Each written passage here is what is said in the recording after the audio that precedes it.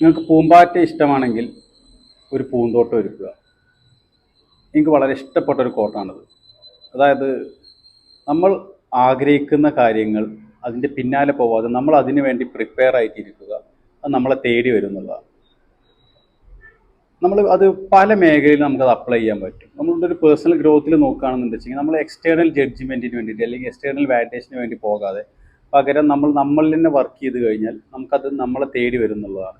നമ്മളുടെ ലൈഫിൽ നമുക്കൊരു ലവിൻ്റെ കേസ്, നമ്മളുടെ ഒരു പാർട്ട്ണറെ കേസിൽ നോക്കുകയാണെന്നുണ്ടെങ്കിലും അവരുടെ പിന്നാലെ ഒബ്സസ്സറായിട്ട് പോകുന്നതിന് പകരം നിങ്ങളുടെ തന്നെ ബെസ്റ്റ് വേർഷൻ ആവാൻ ശ്രമിച്ചു കഴിഞ്ഞാൽ ഇറ്റ് വിൽ ഹാപ്പൻ ഓർഗാനിക്കലി. അതുപോലെ തന്നെ നമ്മളുടെ സക്സസ് ആണെങ്കിലും നമ്മൾ ഏത് വിഷയം ഏത് കാറ്റഗറിയിലാണെന്നുണ്ടെങ്കിലും നമ്മൾ ചെയ്യേണ്ട വർക്ക് ഏറ്റവും ബെസ്റ്റായിട്ട് നമ്മൾ ചെയ്തു കഴിഞ്ഞാൽ trust the process, results will happen.